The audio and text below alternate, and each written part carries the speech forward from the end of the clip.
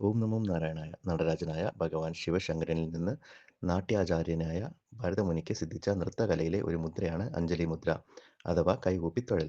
നാം ആരുടെ മുന്നിലാണോ കൈകൂപ്പുന്നത് ആ വ്യക്തിയുടെ താല്പര്യങ്ങളും ഇഷ്ടങ്ങളും നമ്മുടേതിന് തുല്യമാണെന്നാണ് ഇതിലൂടെ അർത്ഥമാക്കുന്നത്. കൂടാതെ നമസ്കാരം എന്ന വാക്കിന് സവിശേഷമായ ഒരു വ്യാഖ്യാനം കൂടിയുണ്ട്. ന എന്നാൽ ഇല്ല അല്ല എന്നും മാ എന്നാൽ ഞാൻ എന്നുമാണ് അർത്ഥം. അതായത് ഭഗവാന് മുന്നിലോ മറ്റുള്ളവർക്ക് മുന്നിലോ ഞാൻ ഒന്നുമല്ല എന്ന വിനയഭാവമാണ് ഈ പദം സൂചിപ്പിക്കുന്നത്.